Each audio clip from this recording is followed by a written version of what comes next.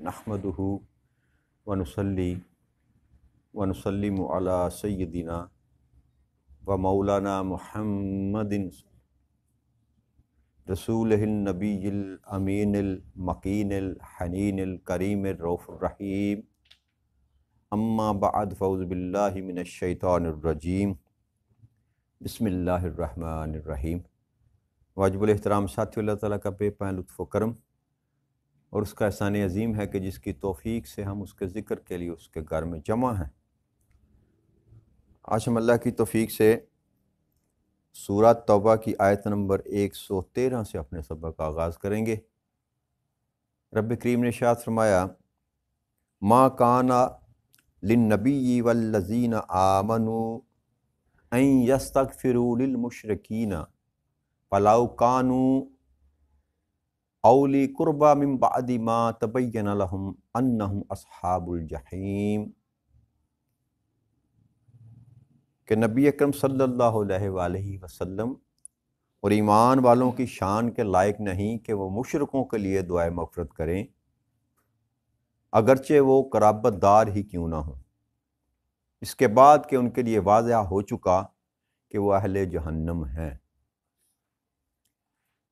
इस आया मुबारका का जो शान नज़ूल है कि नबी अकरम सल्लल्लाहु अलैहि वसल्लम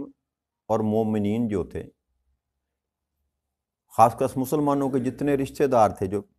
दुनिया से चले गए, तो वो कुफ़र की हालत में दुनिया से चले गए, तो उनकी मग़फ़िरत के लिए दुआ की जाती थी, उनका इस्तग़फ़ार के लिए दुआ की जाती थी। तो इस आया मुबारका में अल्लाह करीम ने कुफ़ार और मुशरिकीन जो कुफ़र की हालत में मर गए उनके लिए इस्तग़फ़ार करने से मना फरमाया। क्या मेरे महबूब और ऐ ईमान वालो, ये आपकी शान के लायक नहीं है कि आप मुशरिकों के लिए मग़फ़िरत की दुआ करें, जबकि अल्लाह फरमा रहा है कि उनके लिए ये वाज़ह हो चुका है कि वो अहले जहन्नम है, कि जो शिर्क की हालत में मारा गया उसका ठिकाना जहन्नम के सिवा कोई और। ये वाज़ह अल्लाह फरमा रहा है, वाज़ह मैं इसका फ़ैसला कर चुका कि जो शिर्क की हालत में मारा जाएगा उसका ठिकाना जहन्नम होगा। तो लिहाजा जो मुशरिक हैं उनके लिए आप इस्तग़फ़ार ना किया करें। मगर ये मुशरिकों के लिए दुआए मग़फ़िरत करने में दो तरह के मामलात हैं कि ये जो कहा गया मुशरिकों के लिए दुआ ना किया करें, इनमें आइमा कराम हमारे तफसीर के जो बड़े अकाबर हमारे बुज़ुर्ग गुज़रे, उन्होंने इस पर जो गुफ्तगू की कि ये उन लोगों के लिए कहा गया जो दुनिया से चले गए, जो मौजूद हैं उनके लिए दुआ की जा सकती है, जैसे कि नबी अकरम सल्लल्लाहु अलैहि वसल्लम से भी इस बात को साबित किया गया कि आप दुआ मांगा करते थे काफिर मुशरिकों के लिए कि अल्लाह इनको हदायत दे, अल्लाह इनको ईमान दे। जैसे ताजदार कायनात सल्लल्लाहु अलैहि वसल्लम ने कहा कि या मेरे मालिक, मेरे दीन को मदद फरमा उमर बिन हशाम या उमर बिन ख़त्ताब के ज़रिए। तो ये दुआ थी, हालांकि उस वक़्त तक उमर बिन हशाम जो अबू जहल था और उमर बिन ख़त्ताब रज़ी अल्लाह ताला अन्हु दोनों जो थे ईमान ने लाए थे, वो उनका शुमार उन्हीं तबकात में होता था मुशरिकीन में से, मगर ताजदार कायनात सल्लल्लाहु अलैहि वसल्लम ने उनके लिए दुआ की। और इसी तरह कई मुकामात पर नबी अकरम सल्लल्लाहु अलैहि वसल्लम ने उन लोगों के लिए दुआ की। जैसे ताइफ के बाज़ार में अगर आप देखें कि उन लोगों ने नबी अकरम सल्लल्लाहु अलैहि वसल्लम को पत्थर मार मार कर लहू लहान कर दिया, तो नबी अकरम सल्लल्लाहु अलैहि वसल्लम ने फिर भी उनके लिए दुआ की, उनके लिए कि मौला इनको हदायत नसीब फरमा। तो जिंदा जो काफिर या मुशरिक हैं उनके लिए दुआ की जा सकती है, उनकी हदायत के लिए, उनको दीन की तरफ लाने के लिए, मगर जो दुनिया से कुफर या शिरक की हालत में चला गया उसके लिए दुआए मग़फ़िरत नहीं की जा सकती। तो अल्लाह करीम ने यहां पर मना फरमा दिया कि आप इनके लिए इस्तग़फ़ार ना किया करें।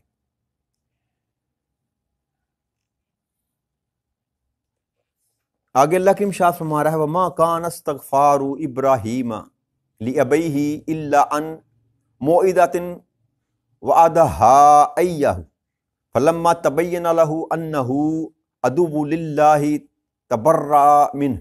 इन्ना इब्राहीम لِآبَہُمْ علیم۔ اور ابراہیم علیہ السلام نے اپنے باپ کے لیے دعائے مغفرت کرنا صرف اس وعدہ کی وجہ سے کیا جو انہوں نے اس سے کر چکے تھے۔ پھر جب ان پر ظاہر ہو گیا کہ وہ اللہ کا دشمن ہے تو اس سے بیزار ہو گئے۔ بے شک ابراہیم بڑے درد مند اور نہایت بردبار تھے۔ تو یہ جو آیہ مبارکہ ہے، اس میں جب تاجدار کائنات صلی اللہ علیہ وسلم نے مشرکوں کے لیے دعائے مغفرت کرنے سے اللہ نے منع فرمایا اور آپ نے اس کا اظہار کیا، جب صحابہ کرام اور مسلمانوں کو بتایا کہ اللہ کریم کا یہ حکم آیا ہے کہ اب مشرکوں کے لیے آپ دعا نہیں کریں گے، تو اس پر یہ جو تو اعتراض کیا گیا کہ ابراہیم علیہ السلام نے بھی تو اپنے باپ کے لیے دعا کی تھی، عرفی باپ، اس میں بھی اختلاف ہے، دو رائے پائی جاتی ہیں۔ زیادہ تر جو کہا جاتا ہے کہ جو آزر تھے نا، جن کا نام آزر ہے، وہ آپ کے چچا تھے رشتے میں، ابراہیم علیہ السلام کے، جنہوں نے آپ کو پالا پوسا تھا۔ تو عرب میں ابو ہی کہا جاتا ہے، ان کو باپ ہی کہا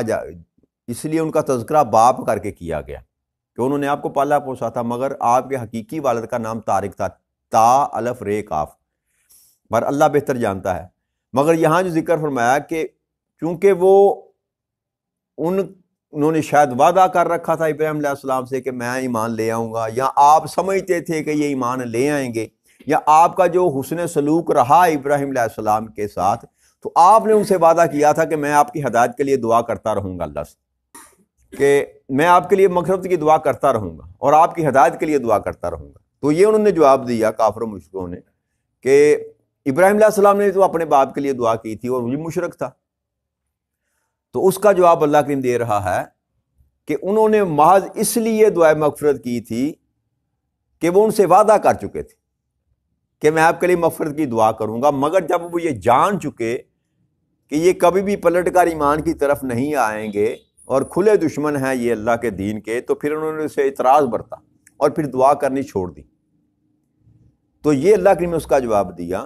کہ جب تک انسان کو یہ پتہ،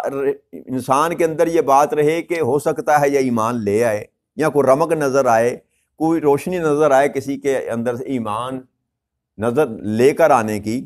تو دعا کی جا سکتی ہے۔ جیسے میں نے پہلے عرض کی کہ زندہ کے لیے دعا کی جا سکتی ہے کہ وہ تو کب چاہے اللہ کریم جب چاہے کسی کا دل بدل سکتا ہے، تو زندہ کے لیے دعا کی جا سکتی ہے، مگر مردہ جب چلا گیا تو پھر اس کے لیے استغفار نہیں کیا جا سکتا۔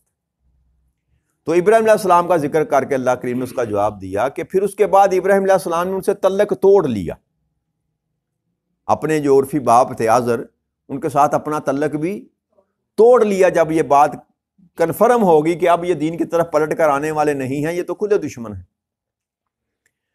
تو اللہ فرما رہا ہے کہ جو میرے ابراہیم علیہ السلام تھے وہ تو بڑے ہی گریہ و زاری کرنے والے اور بڑے نہایت بردبار تھے۔ آگے اللہ کی ارشاد فرما رہا ہے وَمَا كَانَ اللَّهُ لِيُضِلَّ قَوْمًا بَعْدَ إِذْ هَدَاهُمْ حَتَّى يُبَيِّنَ لَهُم مَّا يَتَّقُونَ إِنَّ اللَّهَ بِكُلِّ شَيْءٍ عَلِيمٌ۔ اور اللہ کی یہ شان نہیں ہے کہ وہ کسی قوم کو گمراہ کر دے اس کے بعد کہ اس نے انہیں ہدایت سے نواز دیا، یہاں تک کہ وہ ان کے لیے وہ چیزیں واضح فرما دے جن سے انہیں پرہیز کرنا چاہیے۔ بے شک اللہ ہر چیز کو خوب جاننے والا ہے۔ کہ قرابت داروں سے مغفرت سے جب منع کیا گیا تو یہ مسلمان جو تھے ان کے اندر یہ خیال آیا کہ ہم بھی تو اپنے رشتہ داروں کے لیے دعا کرتے رہے جو مشرک تھے،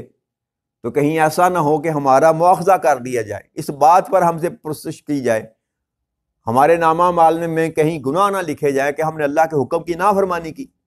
اللہ نے کہہ دیا کہ مشرکوں کے لیے دعا نہ کرو، تو ہم تو کرتے رہے، سابقہ زندگی میں ہم تو کرتے رہے۔ تو اس کا اللہ کریم نے جواب دیا کہ اللہ کی یہ شان نہیں ہے کہ وہ کسی قوم کو گمراہ کرے جب کہ اسے ہدایت سے نواز دیا، یہاں تک کہ ان کے لیے چیزیں واضح نہ فرما دے، کہ احکام نازل نہ کر دے۔ اللہ فرما رہا ہے کہ میری یہ شان کے لائق نہیں ہے کہ میں جب تک کسی معاملے میں حکم نہ دوں، حکم آنے سے قبل جو تم نے گناہ کی اس پر میں مواخذہ کروں، میرے یہ شان کے لائق نہیں۔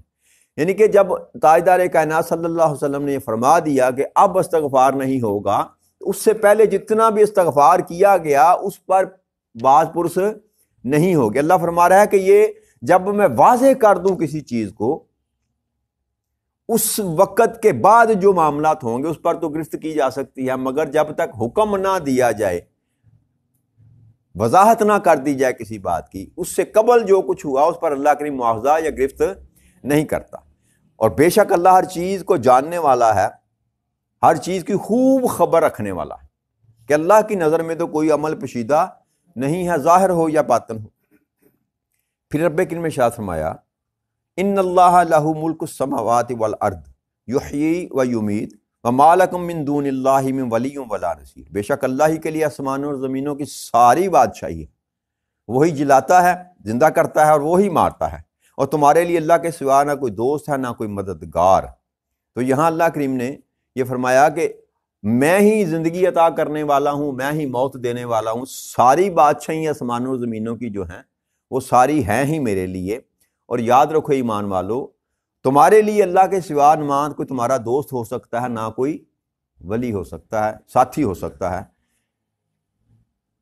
لقد تاب اللہ علی النبی والمہاجرین والانصار الذین اتبعوہ فی الساعۃ العسرۃ من بعد ما قاد یزیغ قلوب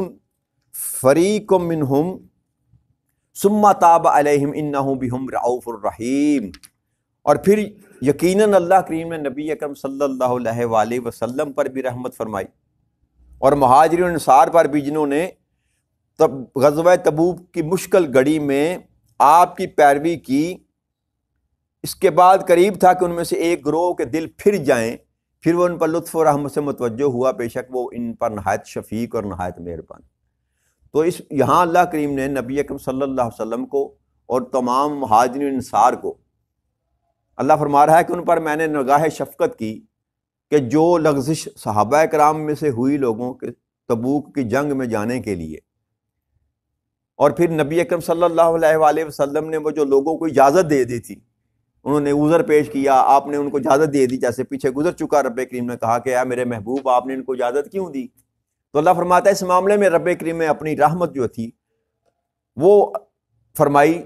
رحمت سے توجہ فرمائی اپنے نبی پر بھی اور ان مسلمانوں پر بھی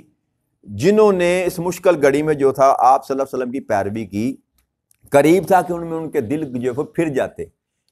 کہ اس قریب تھا کہ وہ ان کے دل پھر جاتے، پھر ان پر لطف و رحمت سے متوجہ ہوا، بے شک وہ ان پر نہایت شفیق اور نہایت مہربان ہے۔ تو جو لوگ نہیں گئے تھے نا نبی اکرم صلی اللہ علیہ وآلہ وسلم کے ساتھ غزوہ تبوک میں، تو جیسے وہ لشکر روانہ ہو گیا تو پھر ان کے دل مضطرب ہو گئے،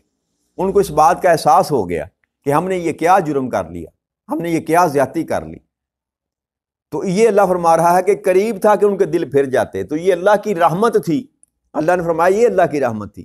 کہ وہ جو کام کر گزرے، اس جہاد میں شامل نہ ہوئے، اس پر جو ندامت انہوں نے کی اور اپنے آپ کے اوپر پشیماں ہوئے اس بات پر کہ ہم نے یہ کیا کیا، یہ اللہ فرما رہا ہے کہ میں نے رحمت کی توجہ ان کی طرف کی، اور بے شک اللہ بڑا ہی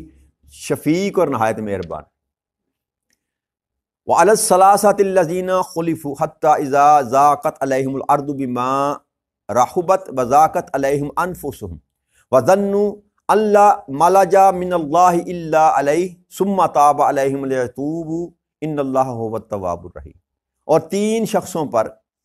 جن کو مؤخر کیا گیا تھا، یہاں تک کہ جب زمین باوجود کشادگی کے ان پر تنگ ہو گئی، ان کی جانیں بھی ان پر 2 بار ہو گئیں، اور انہیں یقین ہو گیا کہ اللہ سے پناہ کا کوئی ٹھکانہ نہیں، باجز اس کے کہ رجوع کریں، تب اللہ ان پر لطف و کرم سے مائل ہوا تاکہ وہ توبہ رجوع پر قائم رہیں، بے شک اللہ ہی بڑا توبہ قبول فرمانے والا اور نہایت مہربان۔ تو غزوہ تبوک میں جو 10 صحابہ رہ گئے تھے نا پیچھے، ان میں سے 7 صحابہ نے تو خود ہی اپنے آپ کو سزا دی، اور غزوہ تبوک سے جب نبی اکرم صلی اللہ علیہ وسلم واپس تشریف لائے تو انہوں نے ستونوں کے ساتھ اپنے آپ کو باندھ لیا۔ تو کچھ دنوں کے بعد تاجدار کائنات صلی اللہ علیہ وسلم نے ان کو جو تھا نا اللہ کے حکم سے آزاد کر دیا اور معاف کر دیا۔ مگر 3 صحابہ تھے جنہوں نے اس سزا میں اپنے آپ کو شامل نہیں کیا تھا، مگر جب نبی اکرم صلی اللہ علیہ وسلم تشریف لائے تو آپ کی عادت مبارک تھی، جب بھی آپ سفر سے واپس آتے تو 2 رکعت نماز ادا کرتے اور پھر مجلس میں بیٹھتے۔ تو حضرت کعب ہی اپنے اس واقعے کو بیان کرتے ہیں، حضرت کعب رضی اللہ تعالیٰ عنہ خود ہی بیان کرتے ہیں کہ جب نبی اکرم صلی اللہ علیہ وسلم تشریف لائے نا اور مدینہ میں مسجد نبوی میں بیٹھے 2 رکعت نماز ادا کرنے کے بعد لوگوں سے گفتگو شروع کی، تو وہ جتنے لوگ پیچھے رہ گئے تھے نا وہ سارے نبی اکرم صلی اللہ علیہ وسلم کی بارگاہ اقدس میں پیش ہوئے، اور منافقین نے طرح طرح کے عذر جو تھے وہ نبی اکرم صلی اللہ علیہ وآلہ وسلم کے سامنے پیش کیے، اور آپ نے سب کے عذر کو قبول کر لیا، ان کے باطن کا معاملہ اللہ پر چھوڑ دیا اور انسان کو فارغ کر دیا۔ ٹھیک، وہ آتے رہے، اپنی بات کرتے رہے، آپ ان کو چھوڑتے رہے۔ تو حضرت کعب فرماتے ہیں کہ جب میں نبی اکرم صلی اللہ علیہ وسلم کی بارگاہ اقدس میں حاضر ہوا تو مجھ سے پوچھا گیا کہ ہاں کعب تم کیوں نہیں گئے؟ تو آپ نے فرمایا، نبی اکرم صلی اللہ علیہ وسلم پوچھا کیا تمہارے پر کوئی ایسا وقت تھا کہ تم نہیں جا سکتے، تمہارے پاس سواری نہ تھی، سامان رسد نہ تھا؟ تو آپ کہنے لگے کہ نہیں ہے اللہ کے رسول، کہ میں تو خوشحال تھا، میرے پاس تو ہر چیز تھی، کبھی بھی تھا اور خوشحال بھی تھا۔ اس وقت جہاد کے پاس میرے پاس 2 اونٹنیاں بھی تھی، یعنی کہ ظاہری اسباب تھے، مگر یہ تھا کہ وہ یہ خیال کرتے رہے کہ میں مل جاؤں گا، کوئی مسئلہ نہیں، میرے پاس سامان ہے، میں جب بھی حکم آئے گا میں تیاری کر لوں گا۔ تو حضرت کعب بیان فرماتے ہیں کہ میں نے نبی اکرم صلی اللہ علیہ وسلم کے سامنے بجائے جھوٹ بولنے کے یہ کہا کہ اگر میں آپ کے سامنے جھوٹ بولوں گا تو آپ کسی اور کے سامنے جھوٹ بولنا ہوتا تو میں بول لیتا، اگر آپ کے سامنے بولوں گا تو رب آپ کو مطلع کر دے گا، لہٰذا میں جھوٹ نہیں بولوں گا۔ میں بس غفلت کی وجہ سے نہ جا سکا، کوئی عذر پیش نہیں کیا، کوئی عذر پیش نہیں کیا۔ تو تاجدار کائنات صلی اللہ علیہ وسلم فرمایا کہ اچھا تم نے سچ کہا۔ آپ نے فرمایا کہ اسی نے سچ بولا، باقی منافقین نے تو سارا جھوٹ بولا، لیکن آپ نے کہا کہ اب آپ کا جو معاملہ ہے اس کو مؤخر کرتے ہیں، چاہے جا کے رب کی طرف سے آپ کے لیے کوئی حکم نازل نہ ہو۔ تو حضرت کعب فرماتے ہیں کہ اس دن کے بعد جو تھا نبی اکرم صلی اللہ علیہ وسلم نے ہمارا جو حکم مؤخر کیا، اور ان میں 2 دوست آپ کے ساتھی جو اور بھی تھے، خلال بن امیہ اور مرارہ بن بیہ، اور یہ جو صحابی تھے نا 2، خلال بن امیہ اور مرارہ بن بیہ جو تھے، یہ بدری صحابہ تھے، یہ ان کے ایمان پر شک نہیں کیا جا سکتا، مگر یہ غالب گمان تھا کہ ہم مل جائیں گے، ہم ساتھ مل جائیں گے، لیکن وہ غفلت بڑھتے بڑھتے اس قدر ہو گئی کہ وہاں شامل نہ ہو سکے۔ تو آپ فرماتے ہیں کہ جب پھر ہم سے تعلق ختم کر دیا گیا تو معاشرتی بائیکاٹ کیا گیا ان تینوں صحابہ کا۔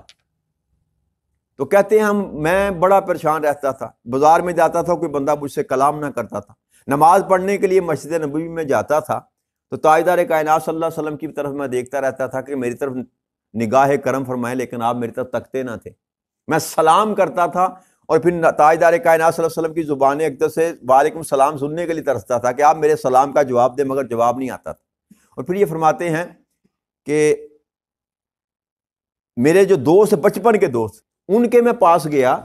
اور جب میں نے دیوار سے کھڑے ہو کر ان کو سلام کیا تو انہوں نے میرے سلام کا جواب نہ دیا۔ 1 دفعہ بھی میں نے کیا، 2 دفعہ بھی میں نے کیا، 3 دفعہ بھی میں نے کیا،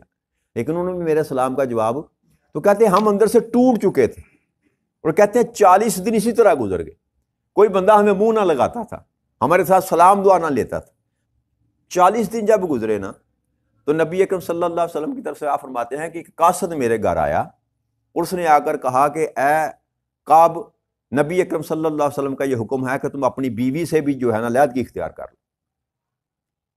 تو آپ فرماتے ہیں کہ میں نے پوچھا کہ میں چھوڑ دوں بیوی کو، طلاق دے دوں؟ انہوں نے کہا نہیں، طلاق نہیں دینی، اس سے علیحدگی اختیار کر لو۔ تو کہتے ہیں میں نے پھر اپنی بیوی کو کہا کہ تو میکے چلی جا، اور یہی معاملہ دونوں دوسرے صحابہ کے ساتھ بھی ہوا۔ 40 دن کے بعد ان کی بیویوں کو بھی ان سے علیحدہ کر دیا گیا، اور کوئی ان سے سلام دعا نہ لیتا تھا، رشتہ داری ساری قرابت داری جو تھی وہ سب نے سوشل بائیکاٹ کر دی۔ تو آپ فرماتے ہیں کہ پھر 10 دن کے بعد، یعنی کہ مزید 10 دن، 50 دن جو تھے ان کو اللہ کریم نے اسی حالت میں رکھا، اور وہ تڑپتے رہے اور ندامت کرتے روتے رہے۔ 50 دن کے بعد فرماتے ہیں کہ صبح کا وقت تھا، میں فجر کی نماز پڑھ کے چھت پہ تھا تو دور سے ایک ٹیلے سے کسی بندے نے مجھے آواز دے کر کہا کہ اے کعب مبارک ہو۔ تو کہتے ہیں جیسے ہی یہ آواز میری کانوں میں پڑی مجھے سمجھ آ گئی کہ اللہ کریم کے ہاں ہماری توبہ قبول ہو گئی۔ تو کہتے ہیں اس کے بعد پھر جوک در جوک لوگ جو تھے نا، جس چیز کو پتہ چلتا رہا کہ کعب بن مالک کی جو ہے وہ دعا توبہ اللہ نے قبول کر رہی ہے، وہ میرے گھر کی طرف آتا رہا اور تانتا بند گیا لوگوں کا مجھے مبارک دینے کے لیے۔ پھر آپ فرماتے ہیں کہ جب میں وہاں سے پھر نکل کر میں نے کہا تاجدار کائنات صلی اللہ علیہ وسلم کی بارگاہ اقدس میں حاضر ہوتے، تو کہتے ہیں میں نبی اکرم صلی اللہ علیہ وسلم کے پاس جب گیا تو میں نے دیکھا کہ تاجدار کائنات صلی اللہ علیہ وسلم صحابہ کے درمیان بیٹھے ہیں، اور جیسے ہی ان کی نظر مجھ پر پڑی تو ان کا چہرہ جو تھا نا وہ روشن ہو گیا، خوش ہو گئے، اور مجھے آواز دے کر کہتے ہیں ہم لوگ پہچانتے تھے کہ نبی اکرم صلی اللہ علیہ وسلم جب خوش ہوتے تھے تو ان کا چہرہ 14ویں کے چاند کی طرح دمکنے لگ جاتا. کہتے ہیں مجھ کو دیکھ کر خوش ہوئے اور تاجدار کائنات صلی اللہ علیہ وسلم نے فرمایا کہ عقاب آج کا دن تیری زندگی کا سب سے بہترین دن ہے. تو کہتے ہیں میں نے پوچھا کہ اللہ کے رسول یہ توبہ اللہ کی طرف سے قبول کی گئی یا آپ کی طرف سے؟ تو تاجدار کائنات صلی اللہ علیہ وسلم نے فرمایا کہ اللہ کی طرف سے تیری توبہ کو قبول کر لیا. تو پھر فرماتے ہیں کہ میں نے کہا کہ یا رسول اللہ صلی اللہ علیہ وسلم میں اپنا مال اللہ کی راہ میں جو ہے وہ سارے کا سارا صدقہ کرنا چاہتا ہوں، جو کچھ میرے پاس ہے میں اللہ کی راہ میں دینا چاہتا ہوں، اس خوشی میں کہ اللہ نے میری توبہ قبول فرمائی. تو تاجدار کائنات صلی اللہ علیہ وسلم فرمایا کہ اے عقاب کچھ رکھ لے اپنے لیے، وہ بہتر ہے تیرے لیے. تو کہتے ہیں کہ جو خیبر سے مجھے حصہ ملا تھا نا، غزوہ خیبر میں سے، وہ میں نے رکھ لیا، باقی سارے کا سارا جو مال تھا وہ اللہ کے راستے میں قربان کر دیا. تو آپ یہ فرماتے ہیں کہ میرے ذہن میں ایک دفعہ یہ خیال آیا کہ جیسے بلکہ مجھے ساتھیوں نے بھی کہا، دوستوں نے کہا، بنو سلمہ کے لوگوں نے کہا کہ عقاب تجھے کیا ہو گیا؟ تو بھی جیسے انہوں نے کہا تھا عذر پیش کیا تھا، کوئی عذر پیش کرتا تو نبی اکرم صلی اللہ علیہ وسلم تیرے لیے دعا کرتے تو تیرا پچھلا معاملہ صاف ہو جانا تھا. اور کہتے ہیں میرے ذہن میں بھی یہ بات آئی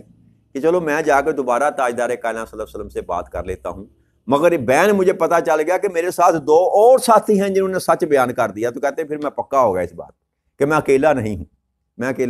نہیں ہوں. تو وہ سچ پر قائم رہے، بھلے انہوں نے 50 دن جو تھی وہ سزا بھگتی، تو اس سچ کے بدولت اللہ کریم نے ان کی توبہ بھی قبول کی. اور پھر یہ کہ تینوں کا ذکر قرآن کریم اللہ کریم نے فرمایا کہ ان تینوں کا بھی اللہ کریم جو معاملہ تھا اس کو جس کو مؤخر کیا ہوا تھا، تو یہ اجر ملا ان کی سچی اور پکی توبہ کرنے کا. اللہ کریم نے اجر دیا کہ ان کا ذکر بھی قرآن کریم میں اللہ کریم نے وہ 7 جو جن کا پہلے ذکر کیا، ان تینوں کا جدا سے ذکر کیا، کیونکہ ان کا جو معاملہ تھا ان سے بھی زیادہ سخت تھا. انہوں نے تو کچھ دن اپنے آپ کو باندھا، مگر ان کے ساتھ تو سارے لوگوں نے جو تھا وہ کلام ہی چھوڑ دیا، بلانا ہی چھوڑ دیا، تاکہ یہاں تک کہ بیویوں نے بھی بستر سے علیحدگی اختیار کر لی. تو یہ سچ بولنے کا اجر تھا اللہ کی طرف سے نبی اکرم صلی اللہ علیہ وسلم کے صحابہ کرام کو دیا گیا. تو اس سے سبق یہ ملتا ہے انسان کو کہ انسان سے غلطی ہو جائے، کوتاہی ہو جائے، جتنا بھی بڑا کیوں نہ جرم سرد ہو جائے، اللہ اور اللہ کے رسول کی بارگاہ میں اپنے آپ کو سچائی کے ساتھ پیش کرنا چاہیے، کیونکہ وہ ذاتیں ایسی ہیں کہ جن سے کوئی امر پوشیدہ. انہوں نے کہا کہ اگر آپ کے علاوہ کوئی اور ہوتا تو میں جھوٹ بول لیتا، مگر آپ سے جھوٹ نہیں بولا جا سکتا. کیوں؟ یہ ایمان تھا ان کا کہ جو بھی کچھ ہوتا ہے اللہ کریم اپنے غیب سے نبی اکرم صلی اللہ علیہ وسلم کو اس سے مطلع فرما دیتے ہیں. تو اگر میں جھوٹ بھی بولوں گا تو اللہ کے حبیب وہ تو آپ کو پتہ چل ہی جانا ہے. تو اس لیے انہوں نے سچ بولا اور اللہ کریم نے ان کی سچائی کو قبول کرتے ہوئے ان کی توبہ کو قبول کیا. تو سمجھ یہ بات آئی کہ گناہ جتنا بھی بڑا سرزد ہو جائے، غلطی جتنی بھی بڑی ہو جائے، جب آپ سچے دل سے اللہ کی بارگاہ میں توبہ کرتے ہیں تو اللہ کریم اس توبہ کو قبول فرما لیتا ہے. تو اللہ کریم نے ان کی بھی توبہ جو تھی قبول فرمائی. اس طرح جو صحابہ کرام تھے جو غزوہ تبوک میں پیچھے رہ گئے تھے، اللہ کریم نے ان ساروں کے معاملات کو پاک اور صاف کر دیا. تو آج یہی ختم کرتے ہیں بات کو. وما علینا الا البلاغ المبین. السلام علیکم ورحمۃ اللہ.